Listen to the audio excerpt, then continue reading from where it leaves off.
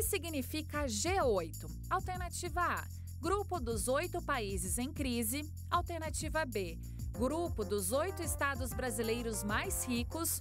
Ou alternativa C, Grupo das principais economias do mundo. Vai pensando aí, no final do programa você confere a resposta.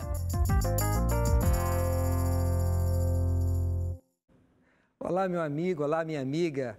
Muito obrigado porque você está com a gente em mais uma jornada. E fique ligado, não saia daí. Se tem alguém em casa fazendo alguma atividade, vale a pena interromper essa atividade, esses 30 minutos, e sentar aí no sofá ao seu lado, na cama, onde quer que você esteja. Pare para assistir o Saldo Extra. Eu posso afirmar que o programa de hoje é um dos mais importantes. Sabe por quê? Nós vamos falar de objetivos, de metas, como fazer para alcançar as suas metas financeiras, os seus objetivos patrimoniais, como criar hábitos saudáveis para que os seus desejos eles sejam alcançados. E todos nós temos planos, não é mesmo? Portanto, pare, fique ligado, temos um especialista aqui que vai falar deste assunto com a gente, ok? Aquele convite de sempre para que você nos acompanhe nas redes sociais, porque é através das redes sociais que nós estamos ouvindo vocês que estão do outro lado. É através das redes sociais que recebemos perguntas, sugestões de programas e além de você contribuir, mandando a sua pergunta, a sua dúvida, você vai adquirir mais conhecimento. Onde quer que você estiver, com acesso à internet, você vai encontrar esse conteúdo específico para você, internauta. E inscreva-se no nosso canal no YouTube, ok? Você vai, como eu disse, conhecer um pouco mais da temática de educação financeira, dicas importantes que podem sim mudar a sua vida. E quando você entrar lá no nosso site, novotempo.com/saldoextra, você vai encontrar a capa dessa revista, a imagem da capa dessa revista, que é a revista Saldo Mais, uma revista que fala de educação financeira sob a luz da palavra de Deus. É um presente para você. Se você entrar no site, clique na imagem da revista, vai aparecer um cadastro, coloque ali os seus dados e nós vamos enviar gratuitamente para a sua casa. Se você ainda não recebeu, peça a sua revista já. Ou então ligue para a gente, 0 operadora 12 21 27 31 21, no horário comercial. Nossas atendentes aqui estão esperando a sua ligação. Vamos fazer o seu cadastro e, como eu disse, é um presente. É isso mesmo, de graça. Você vai receber na sua casa. Mas vamos ao tema de hoje, muito sugestivo. Vamos falar de objetivos, métodos, hábitos para você chegar lá. E temos a honra e a satisfação de receber Conrado Navarro. Seja muito bem-vindo, Conrado, mais uma vez ao Saldo Extra. Obrigado, Antônio Torres. É um prazer estar aqui. Sempre fico feliz de voltar com o convite de vocês. É muito legal somar com a educação financeira. Vocês fazem um trabalho sensacional. Fico feliz com o convite e estou sempre à disposição. Obrigado. Receber um elogio do Conrado é realmente muito significativo, faz diferença para a gente, porque ele é um especialista em educação financeira. O Conrado ele tem um MBA executivo em finanças, autor dos livros Dinheiro é um Santo Remédio, Vamos Falar de Dinheiro, autor do blog Você Mais Rico, é articulista de revistas conhecidas no Brasil, foi eleito em 2012 o Guru Financeiro do Ano, é sócio fundador do site Dinheirama, um dos mais premiados sites de finanças pessoais e investimentos do Brasil. Conrado, o assunto eu já disse aqui na introdução, que é por demais sugestivo, ele é fundamental, ele é importante porque nós todos temos sonhos, nós todos devemos pensar lá na frente, nós devemos ter objetivos, porque isso faz muita diferença para a nossa vida, não é mesmo, Conrado? Perfeito, Torres. Eu acho que a questão da educação financeira sempre vai passar por entender quem nós somos, como nós estamos hoje e, claro, para onde nós queremos ir, onde nós queremos chegar. Então, os sonhos, eles são importantes porque dos sonhos a gente tira energia para levantar todo dia, para trabalhar, para buscar as coisas que são importantes, para tratar bem as pessoas, para respeitar a família, enfim, para fazer tudo aquilo que é importante no dia a dia. A gente só faz isso e faz isso com a energia necessária porque a gente quer chegar em algum lugar, a gente quer realizar algumas metas e alguns objetivos.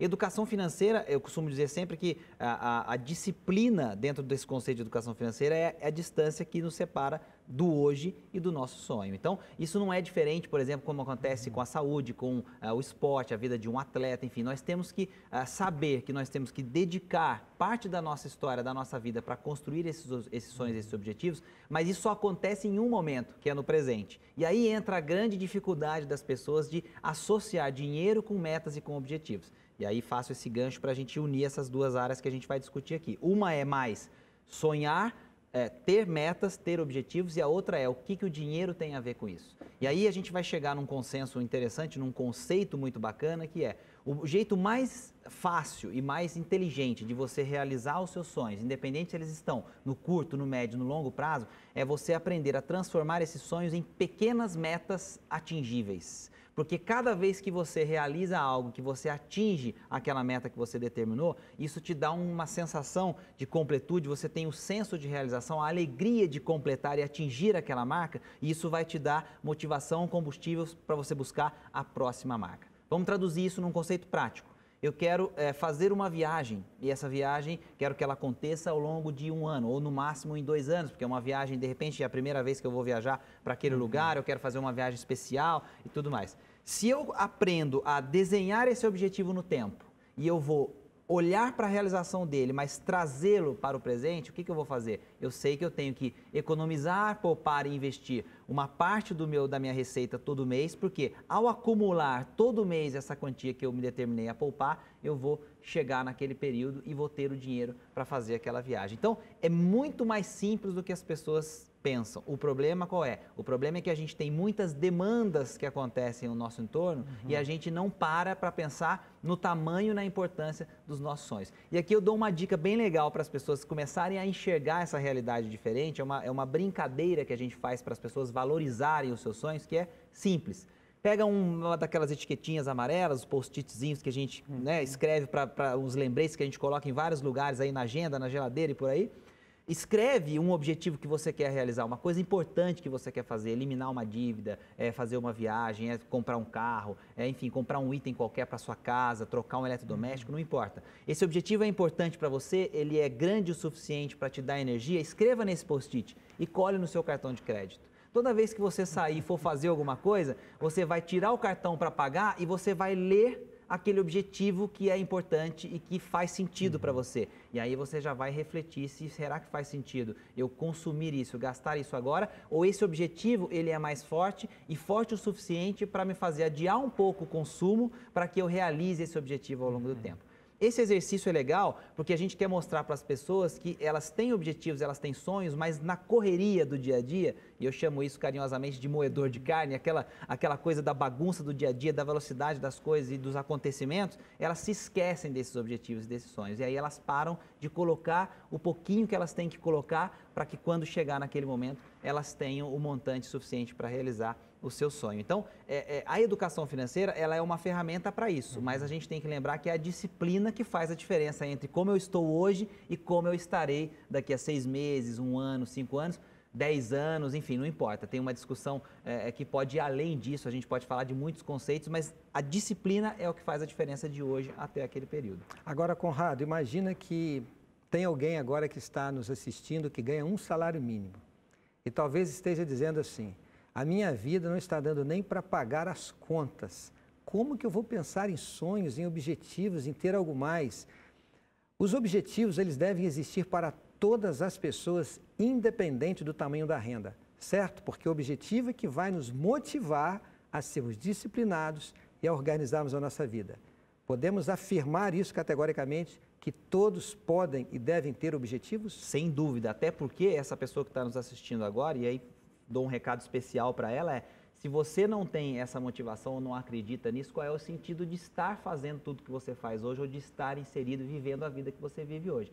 Então, tem que fazer sentido, tem que encontrar uma maneira de você poder sonhar e realizar, mesmo que a sua renda seja baixa. Isso não é necessariamente uma coisa simples, é claro, Tostes, mas assim, se a gente perde esse fio, essa esperança e esse trabalho de que nós podemos sair de um ponto onde nós estamos hoje para melhorar alguma coisa aqui na frente, a gente já começa a desistir de realizar coisas significativas enquanto nós estamos aqui. Então, acho que esse é o grande apelo da educação financeira também para a realização de metas e objetivos. E claro, quando a gente fala de uma pessoa que tem uma renda mais baixa, a gente não vai falar, logicamente, de sonhos que são absurdos ou que parecem malucos para aquela realidade. Porque não, as pessoas também têm que, claro, ter sonhos e ter metas e objetivos que são plausíveis dentro da sua realidade, mas mais do que isso, criar as condições, se ela acha que aquilo não é suficiente, para sair dessa realidade. E aí, é aquela coisa, nós temos que acreditar que a gente tem essa força, e a educação financeira pode ser uma ferramenta para isso. Eu conheço e tenho pessoas com quem eu já trabalhei, já atuei dentro desse trabalho de consultoria financeira, que com salário mínimo conseguiram construir um patrimônio e têm imóveis de aluguel.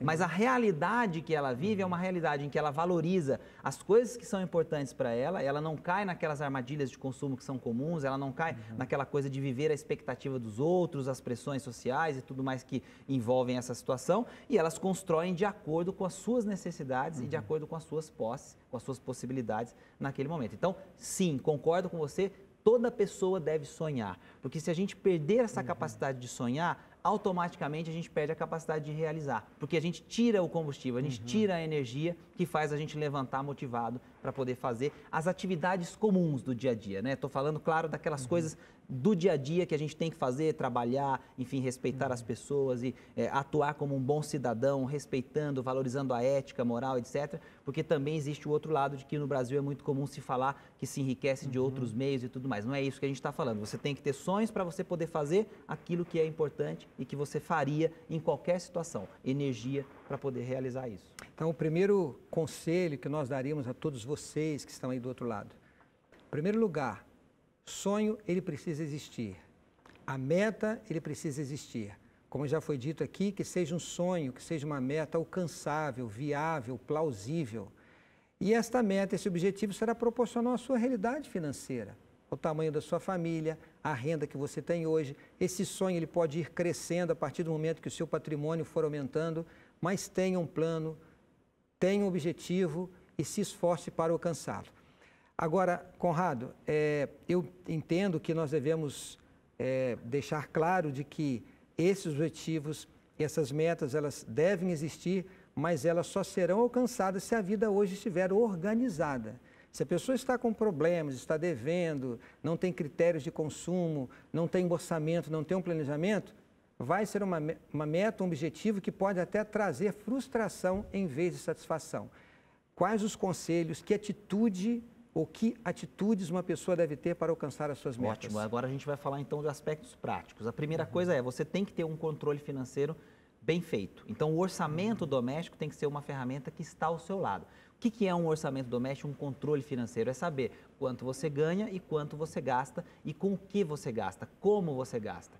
Não importa se é uma planilha, não importa se é um caderno, não importa se você anota, sei lá, numa agenda, não importa se você já é um jovem que gosta de usar aplicativos, celular, etc., e você usa já alguma ferramenta mais avançada, não importa. Você tem que saber quanto entra, quanto sai e qual é o padrão de gastos que você tem.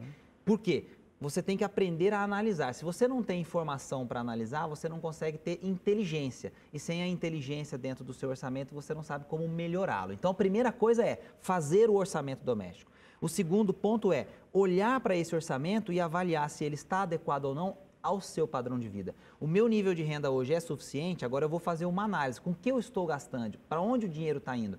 Como que a composição familiar trabalha junto desse orçamento, porque a minha renda é essa, de repente a da esposa é essa, ou a do marido é essa, tem algum filho que também ajuda. Qual é a renda familiar, quais são os objetivos familiares, quais são os sonhos familiares, como é que está a minha situação de gastos dentro desse contexto familiar. E aí eu vou ver se o padrão de vida é compatível, porque muitas vezes eu já vou detectar nessa análise que tem algumas coisas que a gente está exagerando ou que podem estar passando dos limites que são aceitáveis. Para quê? Não é que você vai prestar contas para alguém, mas os limites muitas vezes estão sendo ultrapassados diante dos objetivos e dos sonhos que você determinou. Porque nós, educadores ou consultores financeiros, nós não podemos dizer quanto que cada pessoa deve gastar com cada item do seu orçamento. Por quê? Porque a individualidade e a questão das prioridades, isso deve ser respeitado. Cada pessoa sabe o que é mais importante para ela. Então, ela precisa, de acordo com essas prioridades e respeitando a sua individualidade e associando com o próximo objetivo, olhar se a sua realidade financeira é compatível com essa situação ou não. E aí ela vai claramente detectar isso. Ela vai ver, estou gastando demais com alguma coisa, com outra e tal. E o terceiro passo qual é? Equilibrar essas despesas para que você consiga destinar uma parte desse recurso para aquele objetivo, para aquela meta que você colocou. Então, basicamente, o que a gente está falando é, você tem que conhecer bem a sua realidade financeira, precificar e colocar no tempo os seus objetivos para que você entenda quais são os esforços necessários para realizar esses objetivos, e aí você tem que conseguir encaixar essa realização do objetivo dentro da sua realidade financeira. E as ferramentas é que vão auxiliar nesse processo. Pode ser uma agenda, uma planilha, pode ser, enfim, como a gente comentou, um aplicativo, alguma coisa assim. Feito isso, qual é o passo mais importante agora? Você tem que manter isso acontecendo sempre. E aí entra a questão da disciplina. Não adianta, a pessoa escutou a gente agora no saldo extra, bacana, nunca fiz, interessante, vou acessar mais, vou pegar uma planilha e vou começar. Fez 1 mês, fez 2 meses, anotou, viu, parou, passou 3, 4, 5, 6 meses, não fez mais. Quer dizer, ela corre um risco de olhar para a ferramenta e achar que a ferramenta não foi útil, porque ela começou, mas o resultado não apareceu. E, na verdade, faltou dar continuidade, faltou colocar disciplina em prática para que aquilo virasse um hábito. E aí vem algo que você também falou na abertura. Quando a gente fala de objetivo e a gente fala de realização de sonho, a gente está falando de tornar a realização de sonhos um hábito. E essa é outra discussão interessante que envolve a educação financeira, porque as pessoas acham que realizar sonho é uma coisa que ela vai fazer muito lá na frente, vai fazer uma vez e acabou e pronto, já posso partir. Não é isso. Sonho é uma coisa que você vai ter e vai alimentar para você realizar, porque se você não realiza, não faz sentido sonhar. Então eu tenho que sonhar, eu transformo isso em metas alcançáveis, eu equilibro isso com como estão as minhas receitas e as minhas despesas para olhar o meu padrão de vida e eu realizo. Porque ao realizar, eu validei o processo. E aí eu vi que a educação financeira faz sentido, a planilha foi importante, ou a ferramenta que eu usei foi importante, o controle foi importante, aquela coisa de envolver a família para ver como que a gente estava gastando, para melhorar isso foi importante. Por quê? Porque o objetivo foi realizado. Então eu brinco que é aquela coisa de fazer o check, né? Eu consegui fazer. Então fiz a viagem, ou então me livrei do endividamento, comprei essa coisa. Isso vai dar aquela coisa de, opa, isso aqui funciona, esse processo funciona. Então, vou repetir com outros objetivos, com outras metas. Até o momento em que você olha e fala, peraí, e se eu conseguisse ganhar mais? Ou se eu conseguisse mais renda? Porque aí vira uma brincadeira interessante. Você sabe quanto você ganha, quanto você gasta, como você gasta e como estão os seus objetivos. Você pode brincar com as variáveis. E se eu reduzir ainda mais as minhas despesas por 6 meses, será que eu acelero a realização dos meus objetivos? Sim, não. Faz sentido? Não faz sentido? Dá para discutir tudo isso em família. E se eu aumento a minha renda? Quer dizer, se uma pessoa que não trabalhava passa a trabalhar e a gente aumenta a entrada, será que eu consigo acelerar a realização daquele objetivo? E aí eu vou fazendo isso com as variáveis e a educação financeira é o processo. A cada realização de sonho e objetivo, você recomeça e valoriza esse processo e leva adiante. Esse fator disciplina vai fazer a pessoa realizar o que ela quiser, porque ela vai entender quais são os esforços para isso, se ela tem que ganhar mais, se ela tem que gastar menos, se ela tem que envolver mais membros da família, se ela tem que mudar dali porque o seu custo de vida está muito alto, se ela vai se desfazer de algum bem, se ela vai pensar em outro trabalho, quer dizer, tudo está associado com essas variáveis para você chegar no objetivo. E aí você simplifica o processo e valida, que é o mais importante, para a gente não escutar o que a gente escuta de que muitas vezes as ferramentas não funcionam e elas não dão certo. Na verdade, somos nós que não insistimos o suficiente para que a gente veja o resultado do processo na prática. Dentro do que você falou, Conrado, eu posso até dizer que seria interessante ter objetivos de longo prazo, de médio prazo e de curto prazo, para que a satisfação dos objetivos de curto prazo gere motivação para que a gente fortaleça a poupança, a economia, a reserva, para alcançar os objetivos maiores. Você citou algo aí, cônjuge, filho, você citou família. É óbvio, a gente não precisa nem repetir isso aqui, mas eu acho que é bom enfatizar de que o objetivo ele tem que ser estabelecido por toda a família. Os cônjuges, né, o pai, a mãe e os filhos. Tem mais alguém que vive na casa, deve participar, porque todos devem participar do processo, seja de trazer renda, Ou seja, de economizar, certo? Sem dúvida. A gente, quando fala de objetivos e fala de família, eu gosto muito de discutir o conceito de família. Quando a gente decide que nós vamos viver com outra pessoa e que desse relacionamento virão filhos e outras responsabilidades que são inerentes a essa união, a gente já parte do princípio de que a gente também está compartilhando sonhos e objetivos. Porque não faz sentido você pensar em construir uma família para continuar pensando com duas cabeças que querem fazer coisas absolutamente diferentes. Então, construir família parte do princípio de que você terá sonhos que são compartilhados. Mas isso também, Tocha, é importante a gente frisar, não deve retirar a importância da individualidade, daquelas coisas que são importantes, que são prioridades de cada indivíduo. Ele não vai sobrepor as necessidades familiares e os sonhos comuns pelas coisas que ele gosta. Isso seria individualismo. A gente está falando de individualidade, respeitar as coisas que ela gosta e que ela gosta de fazer para ela. Quando você equilibra isso, sonhos familiares, objetivos comuns, com aquilo que eu realmente sou, você chega no que a gente chama do equilíbrio dentro do ambiente da família no que diz respeito ao dinheiro. Mas, perfeito, eu tenho que ter pontos comuns para onde nós estamos indo, porque em essência estou indo eu, minha esposa, meus filhos, todo mundo está indo para o mesmo lugar. Quer dizer, tem que estar contente de realizar aqueles mesmos sonhos. E aí entra o outro lado, quer dizer, quando a gente está falando do bônus, a gente também fala do ônus. Então, todos também precisam participar e serem responsáveis pelo controle, por essa avaliação, por todo aquele contexto que a gente falou das atitudes, dos comportamentos, dos hábitos. Então, todos têm que ter alguma responsabilidade com o orçamento. Nem que seja, por exemplo, um filho que ainda não entende toda a dinâmica, mas pagar uma conta. Quer dizer, eu tenho que sair de casa para pagar uma conta. O filho pode acompanhar, ele pode entender como é que é esse processo. Nós temos essa responsabilidade. Então, a gente tem que tirar um dinheiro que a gente suou para ganhar no trabalho para pagar essa conta. O que é essa conta? Explicar o que é essa conta. E, de repente, essa conta veio mais alta do que a conta do mês passado. Por que essa conta veio mais alta do que a conta do mês passado? Exageramos na água, exageramos na luz. O que aconteceu? Compramos um aparelho de ar-condicionado? Não compramos? Ligamos alguma coisa? Entender essa dinâmica faz as pessoas valorizarem o quê? A realização do sonho, que pode ficar mais próxima ou mais distante, dependendo dessa dinâmica. Então, sonhar em comum faz parte do conceito de família. Se a gente não pensar assim, a gente constituiu família, mas a gente está morando numa república. É diferente, não é a mesma coisa. Família, a gente está indo para o mesmo lugar. República, cada um tem ali as suas coisas, está dividindo um ambiente físico para diminuir seus custos e tal. Família não é isso. Família é todo mundo para um mesmo lugar, todo mundo comungando dessa responsabilidade e, claro, das coisas boas que vão vir quando esses sonhos forem realizados, estarão todos próximos e prontos para comemorar aquela realização do sonho. Conrado, o tempo está terminando.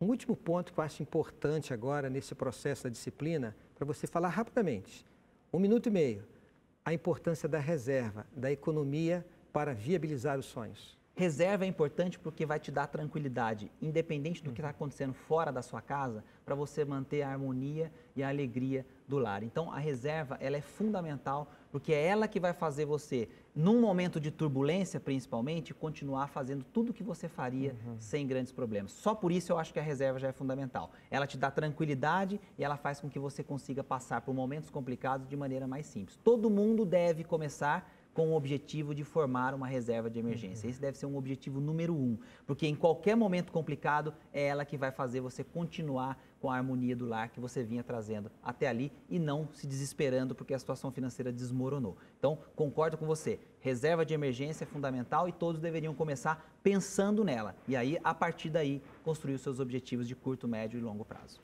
Se eu não tenho reserva de emergência, os imprevistos podem fazer com que esses sonhos não passem em castelos de areia, né? E a ferramenta ou a educação financeira seja colocada à prova como alguma coisa que não funciona e que a gente está falando aqui parece uma coisa que realmente não tem aplicação. Então, a gente tem que valorizar, mas tem que praticar. Então, começar com a reserva de emergência eu acho que é fundamental. Conrado, muito obrigado mais uma vez pela sua companhia aqui com a gente, pela sua presença. Obrigado por compartilhar seu conhecimento. Que Deus continue abençoando a sua família, os seus empreendimentos e que você possa contribuir para que mais pessoas possam sonhar grande e chegar lá. Obrigado, eu que agradeço. O mais importante é sonhar para realizar. Então eu estou aqui para ajudar com isso, eu fico feliz com o convite, estou à disposição. Contem comigo. Obrigado. Ao fazer os seus planos com a sua família, cuide para que também não haja dentro da família um sentimento de escravidão em relação a um sonho. Ah, nosso sonho é comprar um terreno, construir uma casa. Aí o filho quer sair com os colegas da escola para fazer um lanche, não pode. Isso vai gerar um sentimento ruim dentro de casa. Então, haja com bom senso, com critério, com coerência, siga os conselhos do Conrado, faça planos viáveis, alcançáveis e ajam com disciplina. Agora, não esqueçam de algo mais. Eu quero ler com vocês o verso que está na carta de 1 João, no capítulo 2, o verso 17, que diz assim: Ora, o mundo passa, bem como a sua concupiscência. Aquele, porém, que faz a vontade de Deus, permanece eternamente. Qualquer que seja o plano que você vier a construir aqui nessa terra, ele vai ficar por aqui e ele vai passar. O grande plano, o grande sonho da nossa vida deve ser a eternidade com aqueles que você ama, com a sua família, que é tudo de mais precioso que você tem. Portanto, faça planos sim, mas que o maior de todos eles seja estar na eternidade com as pessoas que você ama. Esse plano, ele pode ser realizado, ele pode ser concluído. Na verdade, ele já está garantido na pessoa do nosso Senhor Jesus Cristo. Se prepare para estar lá e viver para sempre ao lado dos seus queridos. Coloque esse plano como prioridade e com a bênção de Deus, você vai realizar muitos outros planos aqui nesta terra. Esse é o nosso grande desejo, que a bênção de Deus esteja ao seu lado. Até a próxima semana, estaremos aqui esperando por você.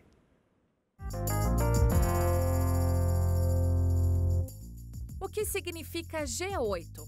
Se você respondeu a alternativa C, você acertou. O G8 é um grupo internacional formado pelas principais economias do mundo.